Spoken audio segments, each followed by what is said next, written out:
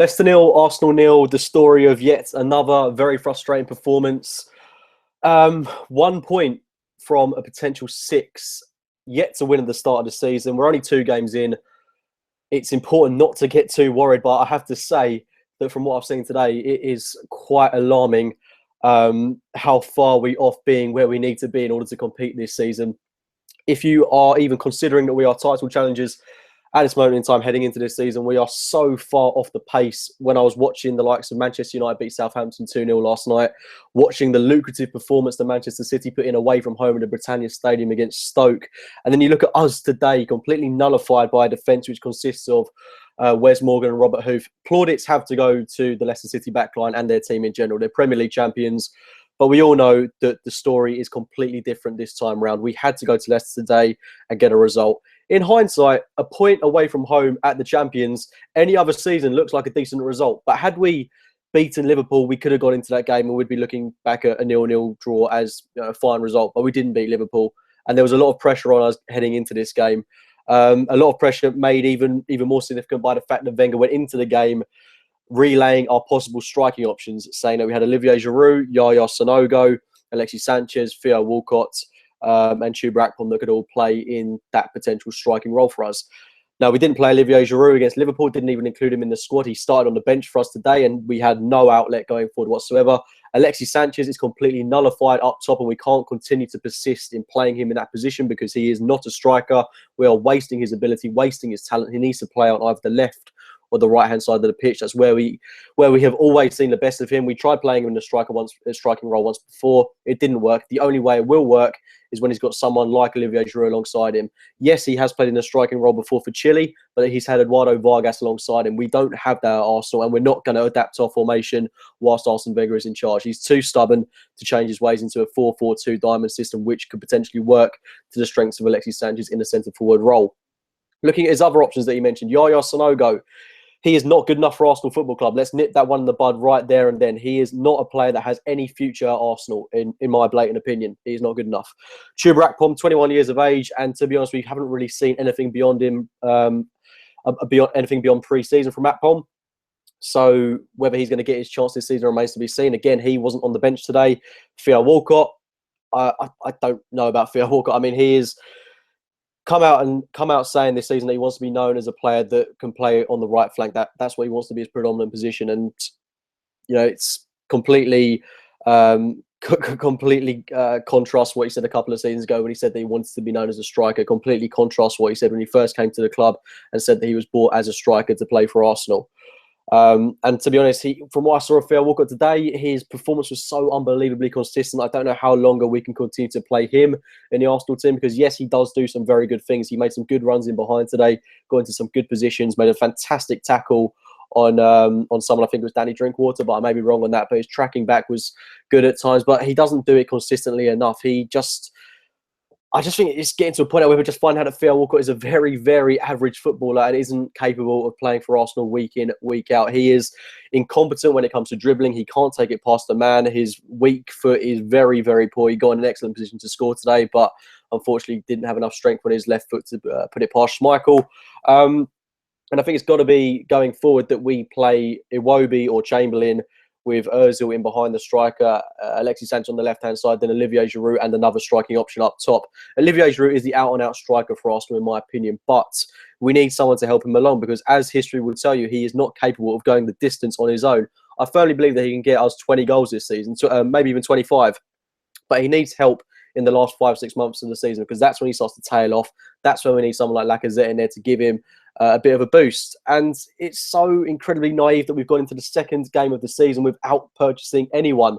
With 11 days to go, I am incredibly worried about what the future holds for us. We didn't even bring in a centre-half for this game. It was bad enough that we didn't bring in one for the game against Liverpool. To not bring one in today was just purely shambolic. Fair play to Rob Holding. He was superb today alongside Laurent Koscielny, who was the undoubted man of the match. Koscielny was absolutely phenomenal. He did a great job in terms of mentoring Rob Holding.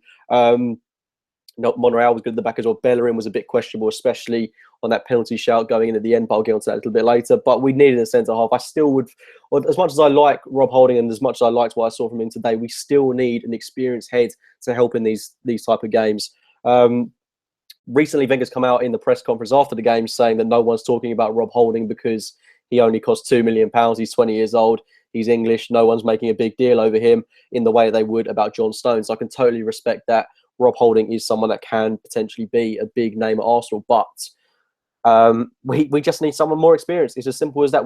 I'm sick of pussyfooting around and hoping that these players will come good, because it's one game that we're judging Rob Holding off. He was rather unconvincing in the game against Liverpool, albeit he was alongside Callum Chambers. On the topic of Callum Chambers, he must be getting a little bit concerned as he was left out of the starting 11 today. You'd have thought he would have been the one to line up alongside Koscielny. But apologies, got a bit of a sore throat. But yeah, good defensive performance, but that's the only thing that really came out today that was a positive. Going forward, we looked very, very confused. We looked inept. The first half was completely dominant, as was the second half for the majority. The only real chance that we created was when Hector Bellerin put in a ball that should have gone to the feet of Theo Walcott. That was the only chance we had in the first half. We saw Granit Xhaka make his first Premier League start. He was very efficient alongside Francis Coquelin. I don't think Xhaka particularly put a foot wrong. He had a quiet game, but he was a very efficient performance. Like I say, he did everything that he had to do. I wasn't expecting him to make any lucrative passes. He kept things ticking over in the midfield. We were winning that battle. Coquelin and Xhaka were certainly nullifying the likes of Drinkwater. They were keeping Vardy quiet. Rob Holding and Koscielny at the back were doing an excellent job. They were timing the offside traps to perfection. They were both playing really well. And as I say, the defence was immaculate. The midfield battle was really good. But up top, we weren't getting Alexis Sanchez involved in the game. Theo Walcott looked lost at times. Oxlade-Chamberlain made some very good runs, was very active in the first half. Won 3 take-ons out of 3, so that was a real positive. But he needs to make a few more runs in behind. That's the thing with Chamberlain. He is very good at taking a man on, but he needs to run in behind a bit more often. That's the one thing that does concern me about him. He doesn't quite judge his runs to perfection. But I think this is a season for him in which to prove himself, as we aren't, we're more than likely not going to sign a winger on that right-hand side. So Chamberlain or Iwobi has the potential to make that right-hand flank their own, because in my opinion, Theo Walcott is not going to go the distance this season, because it's the same old from Walcott. He's 27 years of age now, and he's no better than he was when we first signed him, particularly, which is a very, very big cause for concern. But yeah, the first half came to a close, 0-0, and we didn't look particularly threatening. Neither did Leicester. We went out into that second half. There was a penalty shout. Apologies again, Arsenal really affected my health recently. But yeah, there was a penalty shout. Laurent Koscielny, who made an actual superb tackle on Danny Drinkwater, but it was disputed whether it could have been a penalty or not. Koscielny got the ball at the end of the day. It was a world-class challenge. And for me, Koscielny just proving why he is the best centre-half in the Premier League at this moment in time. I don't think anyone can possibly doubt that. He is absolutely magnificent. It was the reason that we kept a clean sheet today. Regarding the other penalty shot, the one I was going to mention, Hector Bellerin bringing down Musa. I can't even deny I thought that was a penalty. We were very fortunate to get away with that one. The game came to life that little bit more when we saw the introductions of Mesut Ozil, Jack Wilshere and Olivier Giroud. I'd have even started Jack Wilshere today just to bring that little bit more creativity. Starting with Xhaka and Coquelin, yes, it helped the defence, but we have a very severe lack of creativity in that instance. They're both hard-hitting, tackling players, both fairly good at passing the ball, Xhaka even more so than Coquelin, but we need a bit more creativity and a bit more urgency, someone to take it past the man, someone like Jack Wilshere alongside Xhaka. So going into that game against Watford, one thing we've certainly got to do is line up Xhaka with someone such as Jack Wilshere or Santi Cazorla. In front of them, play Chamberlain, Ozil, and Alexis Sanchez, and then Olivier Giroud up top, because we looked a lot more efficient when Ozil, Wilshere and Giroud entered the pitch. That's when we only really got going. Ozil proving why he's a world-class talent. The game changed drastically when he came on, creating so many chances, opening up so many more loopholes for us. He was sensational. But unfortunately, we've only come away with a point, which in my eyes is a very damning result, given that we were so on top of the game. We were so efficient. We had such a good defensive performance. We should have won this game. And the fact that we're now 5 points off City United at Hull, it's a cause for concern, because given the way we're playing and given the lack of signings that have come in and given that there's 11 days to go in the transfer window, I mean, how confident am I that we're actually going to be regarded as title challengers at some point this season? I honestly do think this could be a poor season for us. Regardless of whether we bring someone in, it could really be a poor season for us, given the way other teams are playing. We know that this league can change in the blink of an eye. That can happen really quickly. All it takes is for a couple of teams to lose a few games on the trot, and we're right back in the mix. But let's not talk about the title just yet, because it's far too early on to be thinking about that. But with 11 days to go, the fans just need a lift. We need to.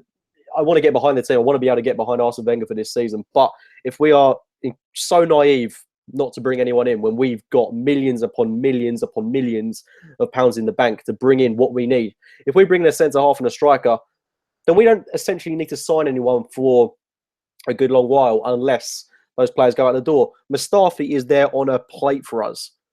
He's on a plate, and all we've got to do is slap down 30 million for him. He's worth that money, in my opinion. And the fact of the matter is, Arsene Wenger has to get out of his mind that you can't bargain in this market. And when we get to deadline day and we still haven't signed Mustafi, Valencia will put up a massive fee of 40 million because they'll know how desperately we need him, and they're in a position to sell. So hopefully that won't be the case. But we need to get the deal done as soon as possible. The fact we've left it 2 games and dropped 5 points, and we haven't bought in any proper outfield signings apart from Xhaka and Rob Holding, albeit those are good signings, and we got them for a reasonable fee. We still need more because this team is not ready to compete over the course of, well, what is 36 games now? We have a long, long way to go in terms of rebuilding this squad. Arsene Wenger cannot be naive today. He cannot have enough faith in this current set of players to believe that we can mount a genuine title charge, let alone getting somewhere in Europe this season. That's why I think all Arsenal fans want to see us do something in Europe. As unlikely as I think that is, the only way we're going to do that is with a little bit more belief in the squad with a few more signings. So on to cap it off, really, Jack Wilshere, I thought was magnificent when he came on. He's definitely in contention to start the game at Watford for me. As Ozil was superb. I don't, questions have to be asked as to why these players didn't start because they looked,